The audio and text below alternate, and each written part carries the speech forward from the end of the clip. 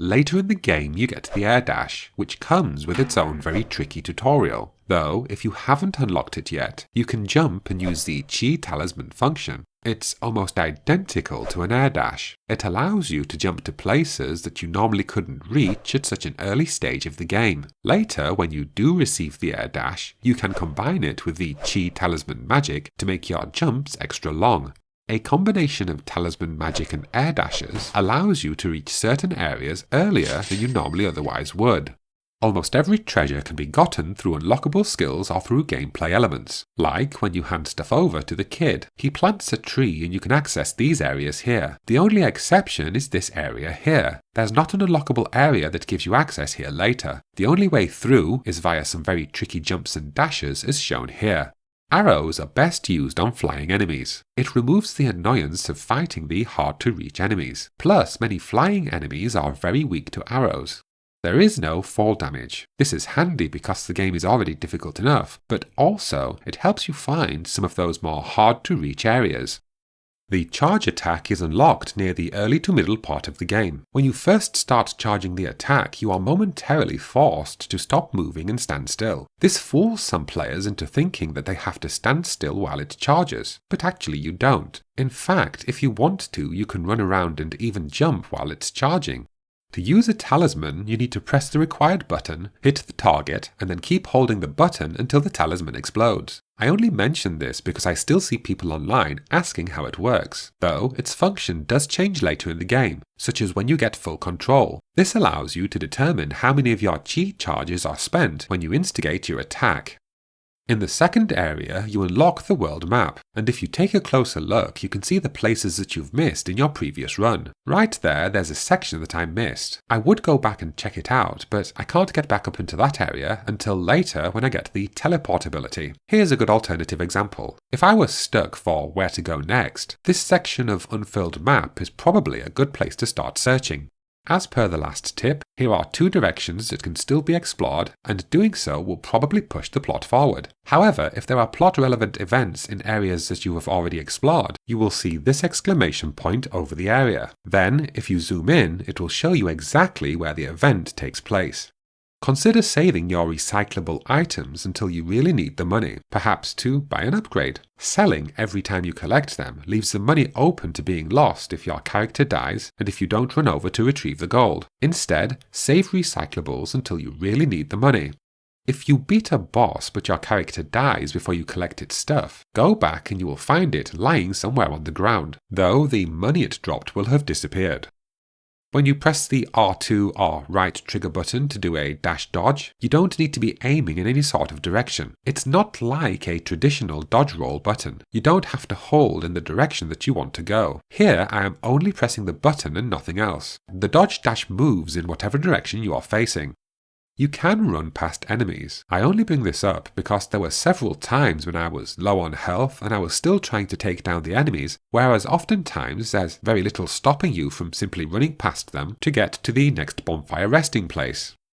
During the early game and perhaps early mid-game, I'd suggest that you spend your money on the pipe vial upgrades, though not particularly for the traditional reason. My primary reasons are A, it is better to spend the money before you lose it in battle, and B, the other things, such as early jades, are pretty unremarkable. Your initial investments are probably best spent on the pipe vial upgrades.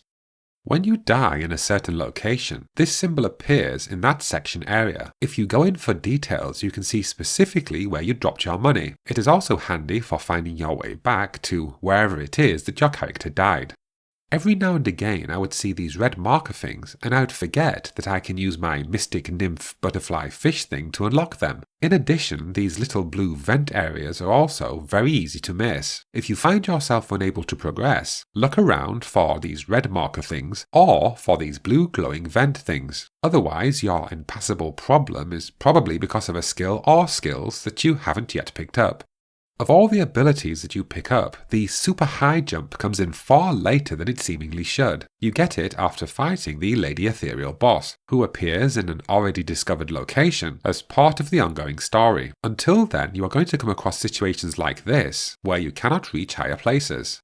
You have to charge attack this bell thing in order to make it work. I only mention this because it took me a while to figure it out. On the note of things that I didn't know that you have to press up when you pass a rope, otherwise your cat will simply just not grab it. There is a trick to using the unbound counter correctly, also known as the charge parry. When you see the enemy charging up the red attack, wait for the enemy to actually move before you hold the charge button. Then release just as it is about to hit, or maybe even half a second before. Your instinct is to start charging as soon as you see the red glow, but in most cases you have to hold off ever so slightly and then start charging when the enemy moves. Getting the timing down is tricky, but there are certain parts of the game that are almost trivialized if you learn how to use the unbounded counter correctly. Some enemies, including this one, also have short red attacks. For these, all you can do is dodge. If you are taking on bosses like this one, then you have to learn through experience which attacks you can counter and which it's best for you to dodge through.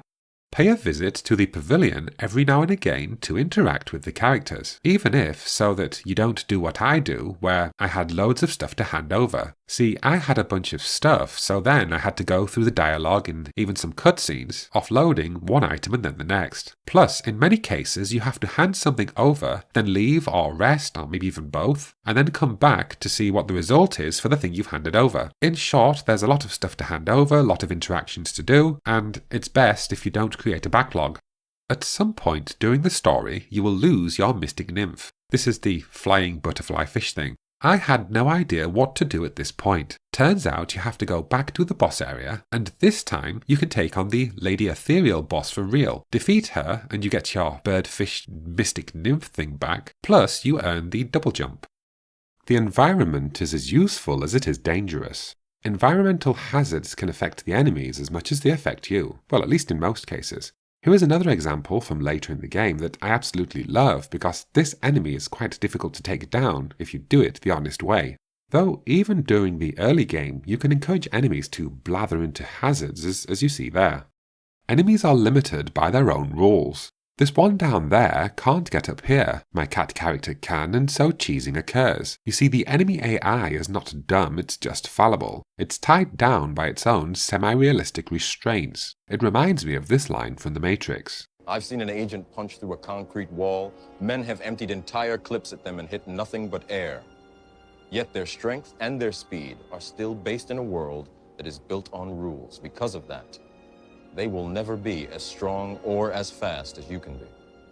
As you play through the game, you will notice environments where you have a definite edge because of the enemy's own pre-programmed limitations. If you get into a good position on an enemy, like this, then you can bash away until the enemy is no more. Here is another good one where I attack and there's just nothing the enemy can do. There is another example here. This guard cannot hurt me, and true, I cannot attack back, but again it demonstrates how the enemies are limited by their own rules. There isn't a maximum level bug. If you reach a point where you have skills that you can't unlock yet, and yet the game won't allow you to level up anymore, this is not because of a bug. This is because the rest of your skill points have to be earned through gameplay. When this happens to you, your days of leveling up and using experience are over. You can improve your health bar and health pipe. You increase your health pipe charges at the pavilion. You can increase the effectiveness of your health pipe with the fat cat once you meet it and it reaches the pavilion. You cannot increase the size of your health bar until you give poison to this character. These are poisons that you can find and you can buy. Here is where you find the poison character. That slice of map may not seem so familiar, so when you are in this location, look for this location and then keep going left. After a while, you will find the poison character. Give this character some poison, and after a long conversation, Senong will agree to move to the pavilion. Then, at the pavilion, keep feeding Senong all of the poisons that you find and buy, and your health bar will be increased after enough poisons have been fed to the character. Parry projectiles back at the enemy. If you do a perfect parry on a projectile, then you take no damage, as you can see there. If you simply block, then you take internal damage, but if you take no real damage in the interim, then your health comes back, as you can see there. However, the best way to deal with projectiles is to run over here and get this very early skill upgrade. Now, the block mechanic stays the same, but if you pull off a perfect parry, it deflects the projectile back at the enemy. In fact, go upstairs in the pavilion and buy the Ricochet Jade. Do this and parrying projectiles becomes a lot easier. You will have to install it at the root node bonfire, and it only takes up one computing spot. In-air parries are omnidirectional. When you parry on the floor, you do so in the direction you are facing. The unbounded counter, also known as the charge parry, it's something you get much later in the game, and that is omnidirectional. This means it will block from any direction, no matter which way you are facing. When you jump, your parry or your block is also omnidirectional. This means you can air parry while facing down several projectiles. So as you can imagine, the ricochet jade also comes in very handy when you are blocking whilst in mid-air. Here is how money and experience works. The money system takes the standard Souls-like route. You collect it from enemies, and if you die and drop it, then you have to pick it up again before your next death, otherwise you lose it forever. It's pretty standard stuff. Experience works quite differently. You build experience up by killing enemies. Once this circle fills, you get a skill point. If you die, the circle resets to 0, but any unspent skill points will still remain. Rank up your health before entering the Great Hall Furnace. It's annoying when tips videos ask you to level up your health, as if it's some sort of revelation that getting more health will help you win the game. But if you're planning on completing this portion of the game that I call the Furnace, then having more health will get you through it a lot faster. It's in that you won't have to wait around as long or be as cautious because you can always recharge your health with your pipe. You cannot enter the Furnace until you have the charge attack ability, but even then, try to wait until you have a few more skills and maybe a few more favourable jades before you take on this section of the game. Also, don't bother trying to overly explore the Furnace area. Later in the game, when you get to the super parry, what they call the unbounded counter, well, you can use that to turn off the Furnace by super parrying those statues with the big hammers. In fact, actually, you do have to do that again also, in a different location, and it's pretty tricky to get the timing right. Factory Great Hall Platform Puzzle Solution. The combination is not easy. If you watch on your phone as you play, then I will go through the solution very slowly so that you can follow. I was arrested for taking a dump in my ex-girlfriend's fish pond. On 3 non-consecutive occasions, the judge demanded that I respond. When I gate crashed her kids' high school vacations, I blocked my ex everywhere a year ago, so I wouldn't have to see her lying face. But her friends contact me on Facebook to send me pictures of her overweight fiancé.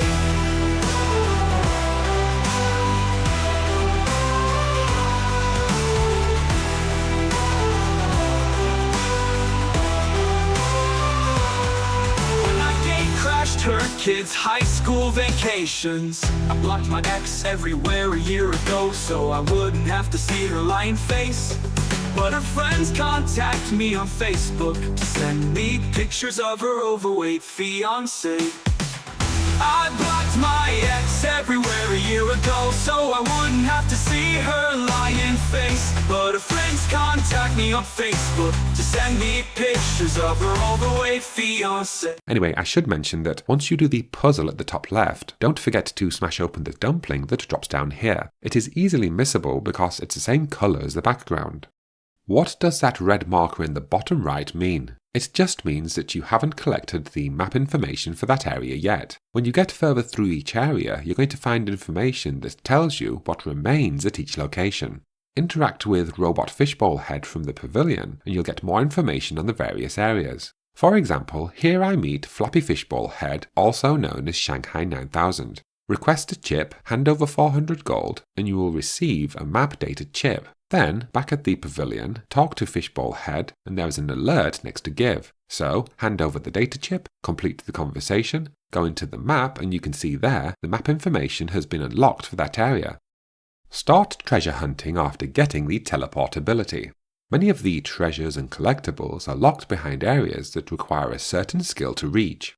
By all means search them out, but if you are going for 100% completion, do most of your treasure hunting after you receive the teleport ability. You receive it as part of the story after you pass out and are transported to the pavilion. This allows you to transport to the bonfire node flower things that you have unlocked. See, the thing is that by this time you will have received almost all of the abilities that are required to actually reach the treasures that you haven't seen yet, though this is not all of them. You don't receive the double jump until much later. How to add a PlayStation controller to the PC version. The developers recommend playing this game with a controller. If you are playing on PC, then you can buy a PC controller, or you can connect your Xbox or PlayStation controller. To connect a PlayStation controller, turn your Bluetooth on. Go to Add a Bluetooth device. It will land you on this page, and you need to click on Add a device. This brings up this screen, and you click on the one where it says Bluetooth for things like controllers. Then, on your PlayStation controller, hold the PlayStation button and the share button until the touchpad light starts to blink on and off. Your controller will now appear on the screen. Click on it to connect. Now, when you play the game, you can play it with your PlayStation controller. How to defeat Yingzhao. To start with, go over in this direction to the shop, go find and buy the recovery jade. It isn't 100% necessary, but if you use my boss strategy, then it's very useful. Once purchased, don't forget to go over here and install it. Always start by running forwards and maybe doing a dash. The first of the boss's strikes are often very quick and very dangerous, so they are best avoided. Here's the tactic. You try to put some distance between you and the boss, and you run towards the boss. When it gets near, block and then keep running, all while applying the talisman magic. You should end up behind the boss. So again, running towards the boss, block, keep running, apply the Qi talisman magic, and then keep moving so that you are behind the boss. Just again, so you can see what I'm doing. I'm not trying to parry, it keeps happening by accident, but it's not my goal. When the boss is running at me, I block. Actually, I block very early, and after the impact, I keep running, and then I apply the Qi magic. Now, this first phase went very quickly because I've done this boss so many times that many of my blocks were parries, though in reality the first phase isn't as easy as it looks. There's an element of timing that's involved. The second phase is similar to the first, but the boss is far more aggressive. You should start blocking far earlier than you would do during the first phase. I cannot stress that enough. The boss may be all the way at the other end of the screen and running towards you, and even so, you should start blocking very early because the boss's hits are significantly more deadly. At the very start of this phase, the boss will always try its new move. The trick is to run up on the boss, and then, when it is glowing red, you jump up, and as soon as it turns green, you use the Qi kick attack, which is L1 on PlayStation and left bumper on Xbox. Doing this stuns the boss, which allows you to get some shots in. 3 shots should be enough before the boss regains its composure.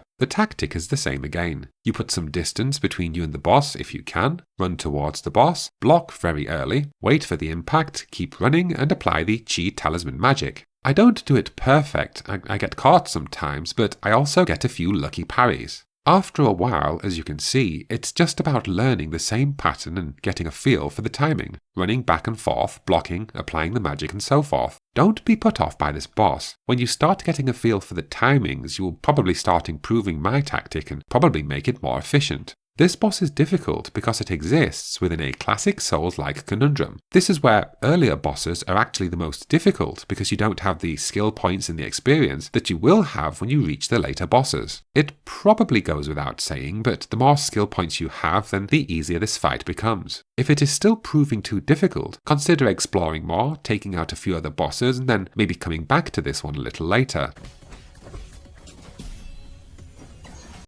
How to defeat Lady Ethereal. I will admit that before beating this boss, I needed to max out my health pipe, and most of my skills. I needed to grind a little, so I went over here. Game on! Yeah, game on!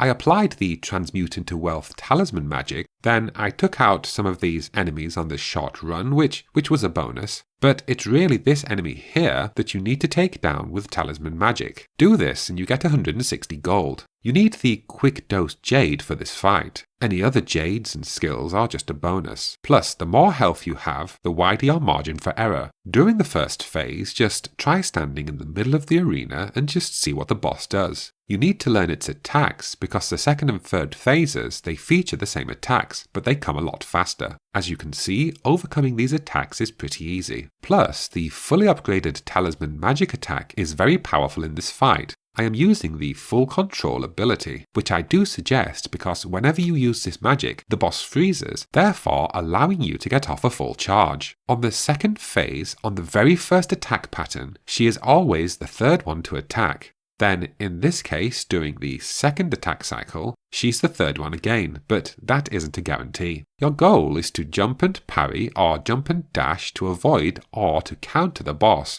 You don't know which one the real boss is, so try adding talisman magic whenever you can, and sometimes it will be the boss. After you apply the talisman magic, there is a short lull. This is if you've just applied the talisman magic and caused damage. Think of that short lull as an attack pattern restart.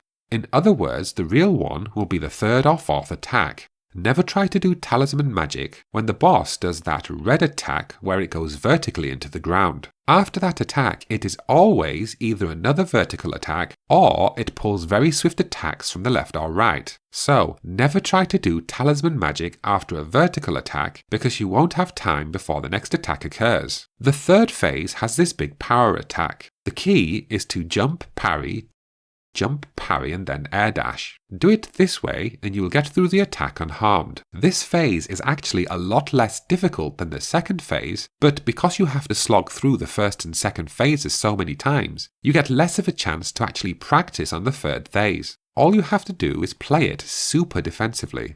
This time you can see which one the boss is, and you can see which is the clone. Play super defensively and get the hang of the boss's attacks. Then, as time goes by, you will see opportunities to apply the talisman magic. Over time, and sadly with some practice, you will complete the third phase.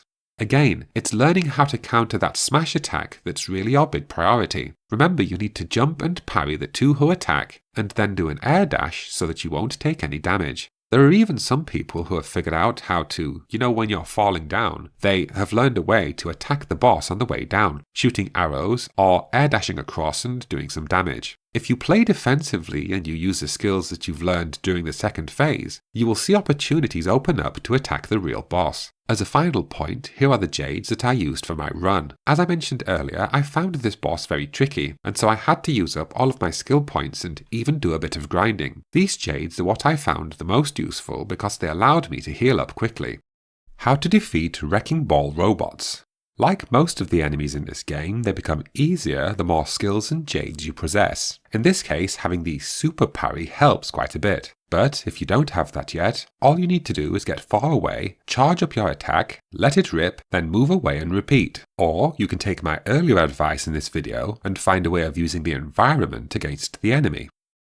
How to defeat Celestial Sentinel Jiaoduan. Lead the boss over here, and you have to tempt the boss over to these laser pillars without you yourself getting caught up in the energy beams. I mentioned this earlier, but if you fail to pick up the special prize at the end, it will still be waiting for you on the ground when you return later. How to defeat Red Tiger Elite Yanren. You get to this boss by using your flying butterfly fish. This allows you to enter the boss area. The trick to this boss is to keep dodging behind the boss's back. It mostly strikes in front, so when it turns to face you, dodge behind it and start bashing. You don't need to parry or even block. Just be ready with the dodge dash button whenever you need it. Stay behind the boss, and the fight is over fairly quickly. How to defeat Red Tiger Elite Kulyan. The boss strategy is the same as the previous tip. Forget blocking and parrying, just dash behind the boss at every opportunity and then swipe away. This boss is a little more difficult than the previous simply because it changes directly more quickly and more often, but the same battle strategy is still sound. Keep behind the boss and soon the fight will be over. I'm not giving guides on every boss in this game, but suffice it to say there are several bosses where dodging behind them and hitting them is a solid strategy. How to defeat Celestial Warden Yinyue. Find this location here, lure her across, and swipe away until she is defeated. This is another one of those features that I mentioned earlier in the video about how the enemy is limited by its own rules. Though I don't really count this as a fault against the game. This is probably one of the most highly polished 2D side-scrolling games that I've ever played. How to defeat Celestial Enforcer Tieyan. I mentioned earlier how I'm not giving guides on every boss in the game, but instead I am giving guides to bosses that have a severe or at least very workable vulnerability or weakness. In this case, the goal is to force the boss into a pattern with repeated charge attacks. Charge your attack and get the hit, and as soon as you hit the ground, start charging your next attack. Hit the boss with it, and repeat. It isn't a very exciting way to take down the boss, but it's a very workable strategy for turning a potentially tricky boss into one of the easiest. How to defeat Goumang. Due to the very large combat area, you can pretty much make up your own fighting strategy for this boss. You can easily stay out of the way of the enemies and you can separate them without too much trouble. When the big boss descends down the stairs to ring the bell, you attack as much as you can and that's it. Keep doing that until the battle is won. In this case, taking it slowly and being a little more careful will actually make this fight less difficult. How to defeat Kanghui. I found the Mob Quell Jade and the Breather Jade to be very helpful in this fight, but it's really up to you. There is more than one way to defeat this boss, so use whatever fits your playstyle. Start by going down here, down this way and practicing on this enemy. Learn the patterns, blocking during the overhead swipes and dodging behind when it throws its hat. Learn how to take down this enemy without too much damage. When you fight the boss, you need to focus on repeatedly destroying this enemy. This will increase your survivability during the second and especially during the third phase of the fight. During the first phase, take care of the enemies as they spawn in. Your primary goal is to take as little damage as possible. If you build up Chi Talisman charges while you're at it, then really all the better. Some people do very well during this boss battle when they rely on Talisman charges hitting multiple targets. During the second phase, you must prioritize the big swinging enemy. Use the downtime to heal and to charge up your attack. Remember what you learned earlier, blocking when you can and dodging past when necessary. When the boss vomits up the stuff, leave the general area and any enemies caught in it will die instantly. Again, really focus on taking down the swinging enemy. Do that as a priority and consider damaging the boss as a secondary concern. The third phase is the most difficult if you don't take down the swinging enemy as quickly as you possibly can. This is because it doesn't allow you to run off into the corners and heal. Again, charge up an attack, and when the enemy arises, use all of your Chi Talisman charges, if you have them. There will be a lot of flying enemies, but they are pretty weak to your arrows, so you can often take them down very quickly. Again, the boss is only really an opportunistic target. If you don't focus on the big swinging enemy, then that one and the other regular enemies will quickly overwhelm you. The more underleveled you are, by which I mean the fewer skills that you have, then the harder this boss becomes. Also, if you have not added pipe charges, or if you haven't improved your pipe, or even if you haven't increased the size of your health bar, then the harder this boss becomes. But again, the primary strategy is to take down that swinging enemy pretty much as soon as you can. This is just because you won't get the chance to heal whilst that thing is lumbering around. And again, if you consider the big main boss as your secondary target, you stand a much better chance of surviving all the way to the end.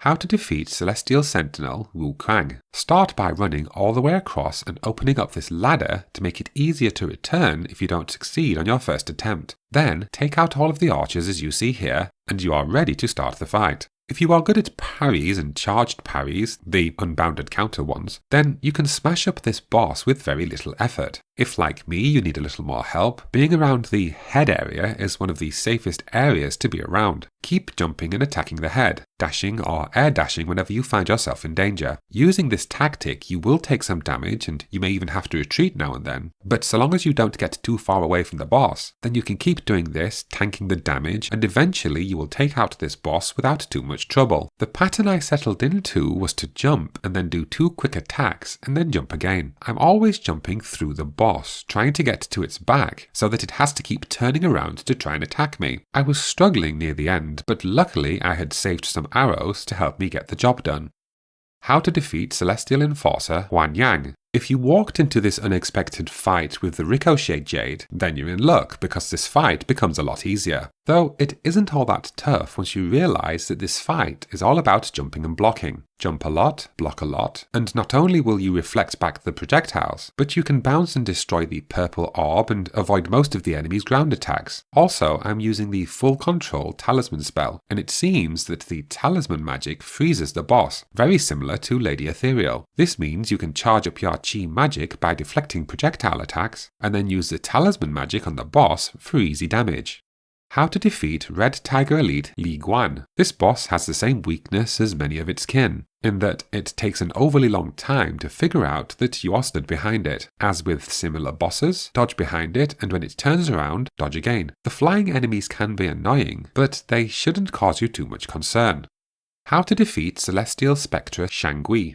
You can outrun this boss, so once you've used up all of your arrows, run to one end, charge your attack, and let it loose. Then run to the other end and do it again. This is all that you really need to do. As I mentioned earlier, I'm not covering all of the bosses as one big boss guide, but it's things like this is the reason why I'm explaining these bosses. Some of these bosses have such glaring vulnerabilities and weaknesses that it seems a shame not to mention it. Now, the boss will occasionally catch up to you and start running some attacks, but you can dodge and block and heal your way through it and then get back to charging and running. It isn't an exciting way to beat this boss, but it gets the job done. How to defeat the Great Minder Tianshou. An upgraded arrow will stun this boss, as will a fully charged talisman magic attack. Otherwise, it's just a case of parrying the attacks and then charged parrying the big red attacks for another chance to stun the boss.